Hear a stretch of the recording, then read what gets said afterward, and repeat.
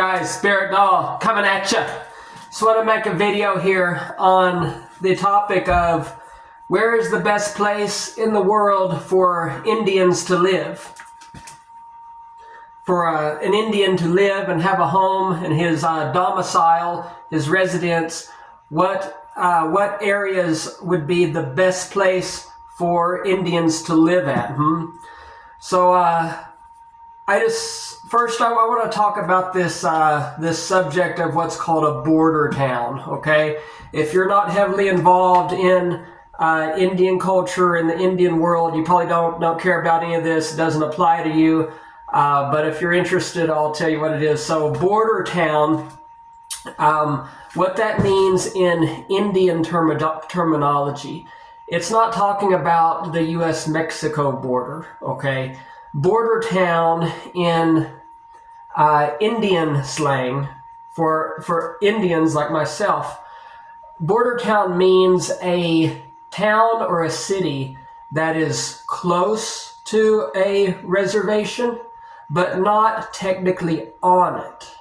Okay, that's what they call a border town in the Indian world. Okay, well, about 7 or 8 years ago, the Democrats, the liberals, the losers, they started this scam that border towns are a bad place for Indians to live, and that border towns are racist and wrong, and that border towns are the worst place in the world that Indians could live. Guys, nothing could be further from the truth than that. That is a very, very false, that is phony, that is nothing but a scam. Border towns are the best place in the world that an Indian could ever be or live, okay? And here's why. First off, I'll give an example of one or two. Farmington and Gallup. Both of those cities would be what would be considered a border town. Both of those cities, especially Farmington. Farmington is loaded with Indians.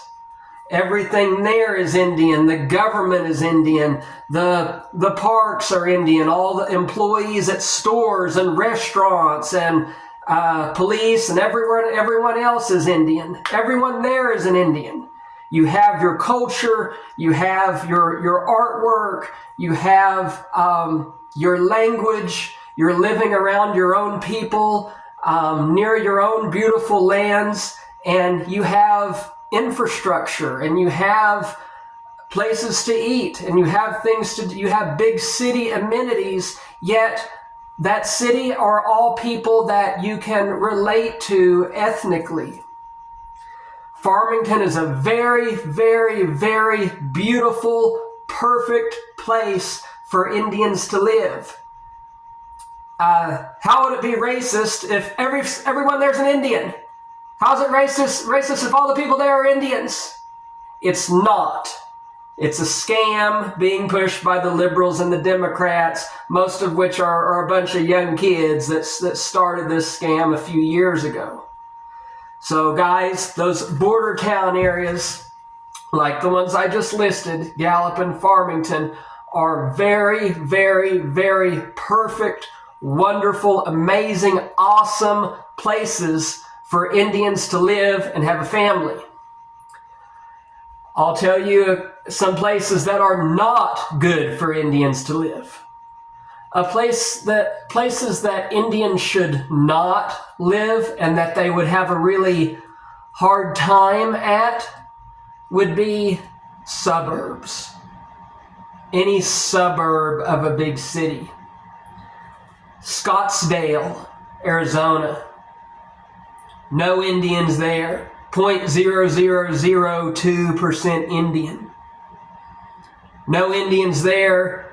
No Indian population. Indians can't afford to live there. Edmond, Oklahoma. 0.00001% Indian. No Indians live there, no Indian culture there, no Indian residents there. Indians can't afford to live there. Irvine, California.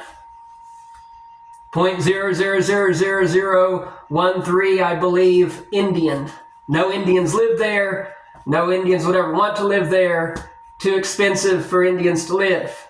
So, when you're an Indian, guys, you want to live around your own kind. And you want to live where you're not singled out, especially if you're a parent. I'm a parent, but when you're a parent, you and your children are school aged. You don't want them going to school at a school where they're the only Indian there, because they would get picked on and bullied and made fun of and beaten up, right?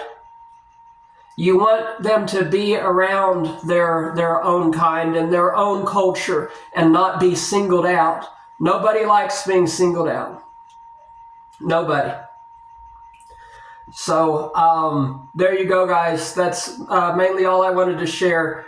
When you're in those areas that are suburbs, like the ones I just named, suburbs are filled with nothing but white people. That's what lives in suburbs.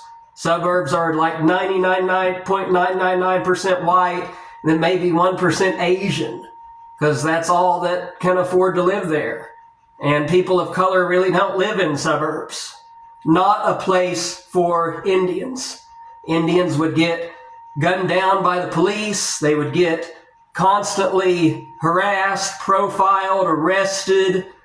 Life would be a living hell for them. They would force them out. They would force them either back into the inner city loop or force them back onto their tribe's land. So that's, the best and worst places for Indians to live. Avoid the suburbs. If you want a good place to live, the border towns are the best. Farmington, Gallup, best place in the world for Indians to live. To say that those are bad places, guys, it's nothing but a scam. It's nothing but a scandal and a scam that the leftist, Democrat, liberal losers are pushing. It's just the same. That's the exact same scam, just like the sports teams. They say the sports teams are making fun of Indians, which we all know that those sports teams are all that Indians have. Those mascots are all that we have. Those are all that we've ever had. Those honor and worship and praise our Indian people more than powwows ever did. The entire point of why those teams exist is to praise and worship our Indian people. Those teams and mascots are the entire reason that Indian youth play sports and get involved in it and identify with that logo and with that mascot and join that team because of it. You get rid of those mascots, Indian kids won't play sports anymore. They're just not going to do it, folks. They're going to be sitting around on their ass having heart problems. They won't join the team. They won't play. They're going to be sitting on their ass having heart problems and health issues if you get rid of those teams. So I, as an Indian, I support the border towns. I support Farmington. I support the Washington Redskins and all other mascots that honor my ethnic group, my tribe, and all Indian warriors out there. Best believe it.